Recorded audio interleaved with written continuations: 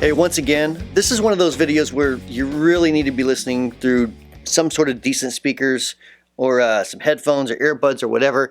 Anything other than the speaker from your iPhone or your laptop. All right, cool, let's get into it. Well, hello everyone to another video. I talked about this on one of my previous Tubescreamer videos. I've done several, and a lot of comments were asking about what I thought about the Nutube stuff. I didn't have one. I do now, so I thought it'd be a good opportunity to play my new Friedman Telecaster with my Glaser G-Bender. You can't really see it very well with that camera, but I'll do a review on this here coming shortly. Working with Grover Jackson on some new pickups for it. I do like these pickups, but I wanted something a little bit more twangy, so he's going to wire me up something cool. But anyways, on to Tubescreamers. Let's see what we got here. We've got a Hot Rod Deluxe, and I'll run it through this for the clean tone. I'll run it through probably the Marshall or something for more like a dirty tone, so you kind of see what it's going to do in those different applications. But first of all, let's compare apples to apples. I have the gains dimed right now, just for comparison's sake. And we can run through that and change things around a bit. But I tried to put the tone control where it sounded the same on each one.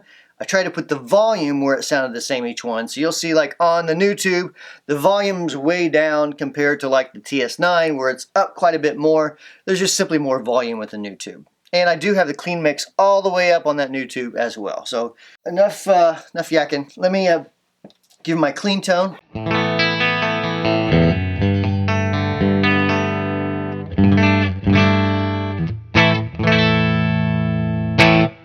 And let's go ahead and jump into the TS9. We're all familiar with it.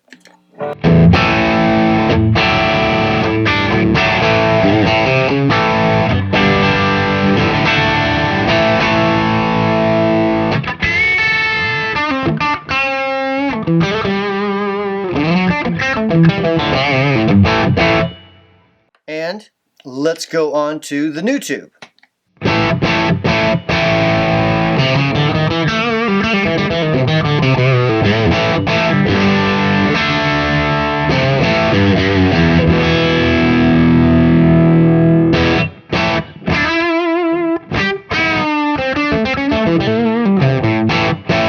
Again, let's go back to the TS9.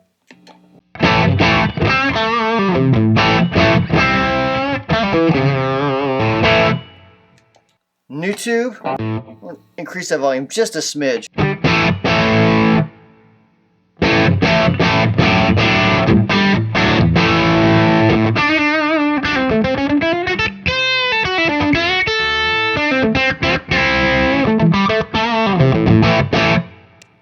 And one of my personal favorite Tubescreamers I like, Tubescreamer circuits I should say, the OD808.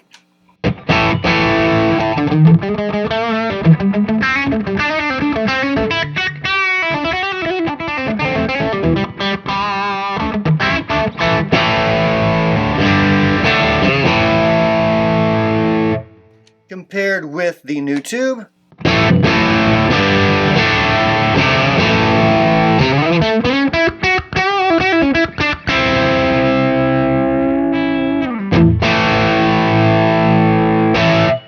And let's go ahead and run the gain down a little bit on each one. See, I'm on the Nutube right now.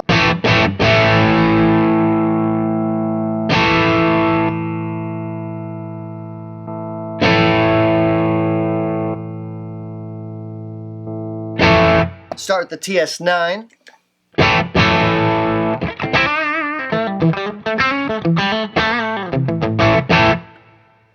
Go to the Nutube.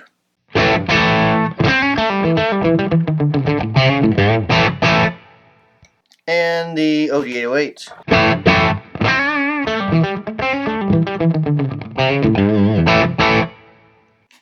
And just for fun, let's go ahead and kick on a little bit of neck pickup for those of you who prefer that.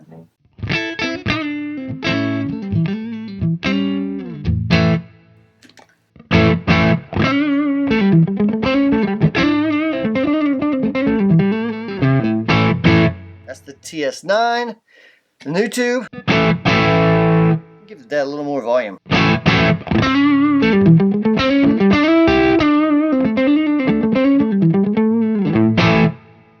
And OD808.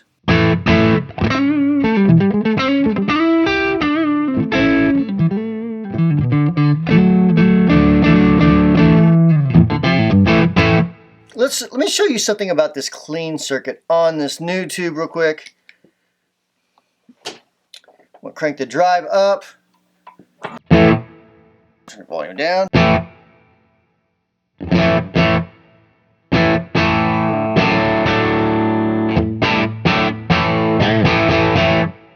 That is that clean drive all the way down. Still clipping just a little bit. That's with it all the way up. As you can see, it takes a little volume out. About halfway. A little less than halfway. It's about 10 o'clock or so on the clean blend. So, I don't know. To me personally, I would love to hear what you think. So comment below which one you like the best. What your thoughts are on each one. Me personally, the Nutube feels like it's a little, oddly enough, it feels like it doesn't have as much reaction. I know that seems weird because it's supposed to kind of like have a tube circuit in it, or literally have a tube circuit in it. And I'll kind of explain a little bit more like the nerdy stuff around it a little bit here in just a minute. But first I want to do the sound demos. So that's these three pedals here. And let's run it into a dirty channel and see what kind of differences we're going to have there. Alright, so I'm running into the DSL100H. Got a little bit of dirt on it.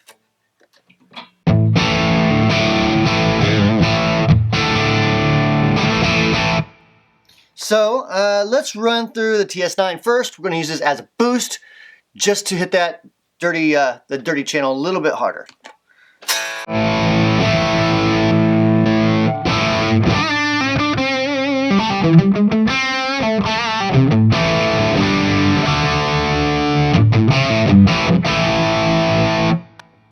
That's the TS9 onto the Nutube.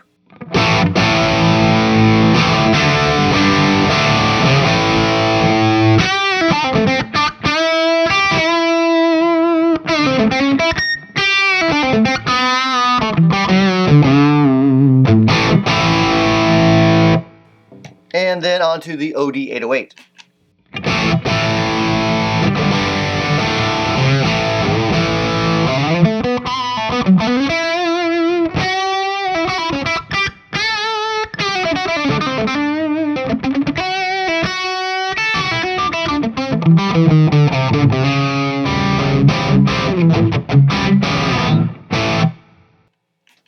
And again, my regular dirty tone.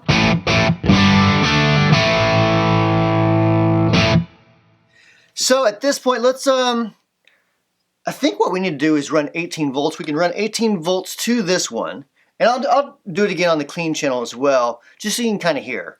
Kind of a spoiler here. Basically, it just increases the volume, so it's not going to change it that much, but we'll give it a try. Okay, so I now have 18 volts ran to the Nutube, and I did turn the level down, so it's still at unity volume with everything else. And we'll do the same test. TS9 first.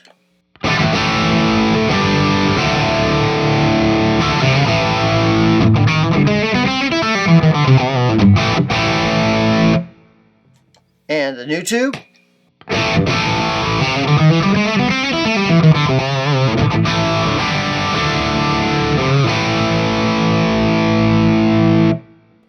And the OD808.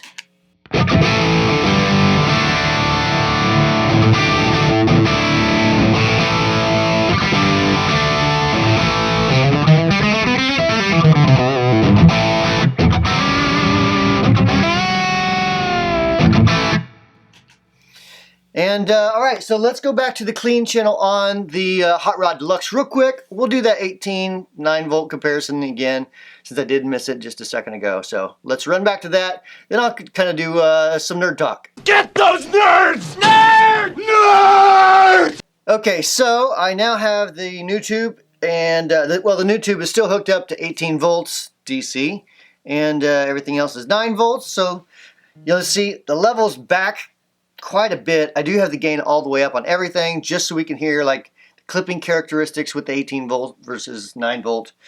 And all right, here we go. TS9 first for comparison.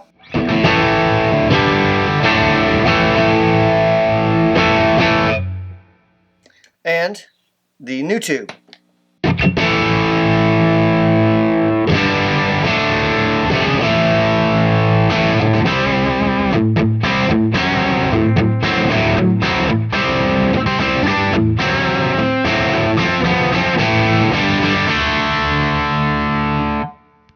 TS9.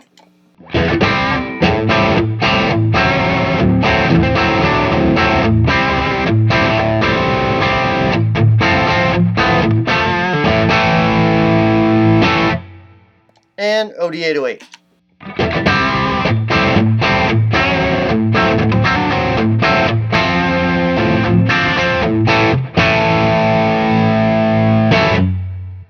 Okay, one more time, 18 volt Nutube.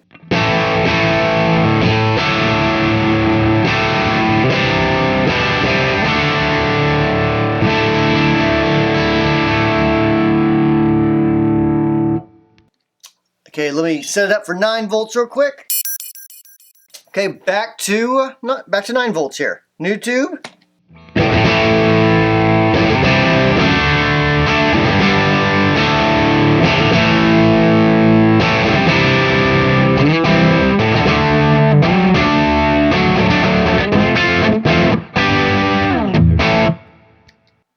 TS9.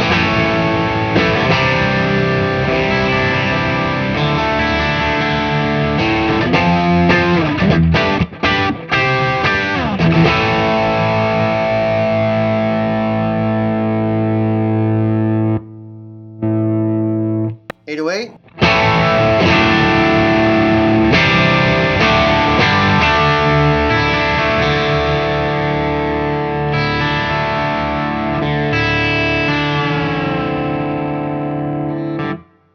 Nutube one more time.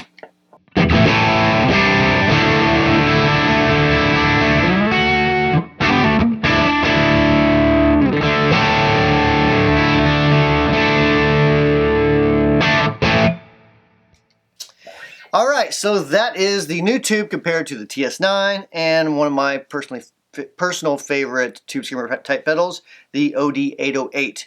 The thing I found most about the Nutube is it seems like it has a little less mids. The clipping characteristic seems a little bit more coarse, almost like it's hard clipping a little bit more than soft clipping.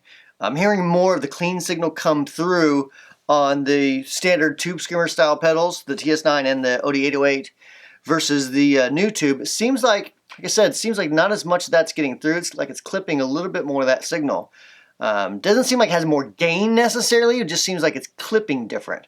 So there definitely is a different characteristic to it. Again, I was mentioning the feel. I like the feel of the Tubescreamer, sort of the Tubescreamer type pedals. They seem like they have more of a cool touch, and that's a very hard thing to explain. Not really like a compression, like a compressor pedal on top of it, but just a fun touch whenever you're hitting the strings. Versus the Nutube, it seems like it's a little stiff, a little more stiff to me, which you might like. I mean, some people might like that sort of thing. But anyway, so that's the sounds on that. Let's go talk about it a little bit. I'll show you what possibly could be a schematic for it. I've been trying to verify it for 2 days now, and I can't get a response from the guy that drew it up. So my apologies, but it might be the schematic. It could be a possible, we'll see. Anyways, let's go talk about it. So the Nutube, let's discuss what that is roughly in a roundabout way. It's a vacuum fluorescent display. What is a vacuum fluorescent display? Imagine like an old car stereo radio that looked like an LCD screen, or maybe like an old clock and radio. That's a vacuum fluorescent display. So it can display different things, but it can also act as a gain stage, a tube gain stage, in fact, exactly like a tube gain stage. Well, it actually is a tube gain stage. The difference is that the gains, like if you're comparing it to a 12AX7, a normal tube, let's say a 12AX7, the gain's going to be about 100. On the new tube, it's going to be about 5. So you're going to, if you're cascading, if you want to make an amp out of new tubes or, you know, vacuum fluorescent displays, you're going to have a bunch of them to get as much gain as you would in like a SLO 100 or 5150 or something like that. Like, it's just not practical. But, you know, it does have a sound of the tube. So, because it's, you know, doing that sort of thing, and it's, you know, all its quirks are still there. Now, I could not find, like I was saying, I was trying to find the schematic. I think I did. I reached out to the guy, to Resonics is who drew this up. And some people I talked to in the DIY forum said, this is the schematic. Others said that they didn't know. Reached out to the Resonics guy and didn't get a response. So this might be the schematic. Might not as well. So this is the drawing of the schematic, and it looks a little odd. This is another drawing of it. Might be a little bit easier to follow. So I'll take you kind of a quick walk through here real quick.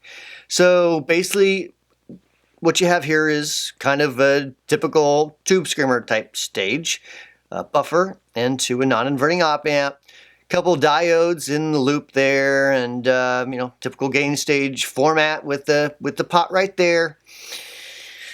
But I think I was looking at the specs on the diodes. I think these diodes are pretty high threshold, so it's almost like LEDs. So in other words, they're clipping a little bit, but not as much as like the standard diodes in a Tubescreamer, I think. Now, don't quote me on that because I looked for about 45 seconds, so I didn't do that much digging. But going through the stage, I think it goes into a tube stage, and then a buffer, and then another tube stage, and then another buffer, and then now that's where the clean and the distorted is mixed in, and that kind of doesn't sound right to me unless the tubes are doing a majority of the clipping. But since there's not that much gain, maybe they're acting as diodes. Maybe they're, you know, you're driving them hard and they're clipping, and could be just driving the tubes just, you know, like you would a 12AX7. So that's a possibility. But anyways, so here's the blend pot into a buffer, into the normal Tubescreamer tone stage setup, into the volume control, into a buffer. So, and that's literally the same thing, more or less, that we have drawn here. It's just a little quirky with how it's routed on this particular schematic. So, anyways, if you might reach out to Resonics yourself and see if you could verify that. I tried with no luck, unfortunately. So my final conclusion, I like it. I do like the sound of it. I like the sound of the Tubescreamer stuff in general. The new tube, I think, is a bit more expensive though.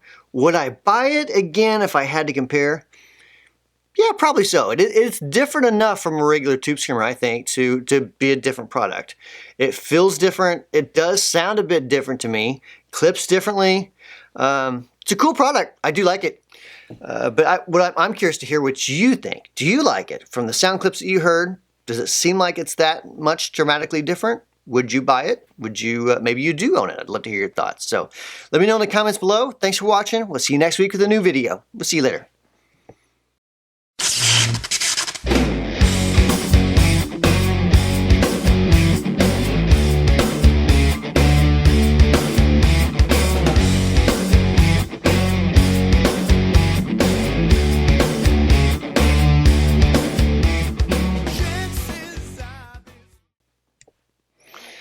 And that's how you fog up your lens right there.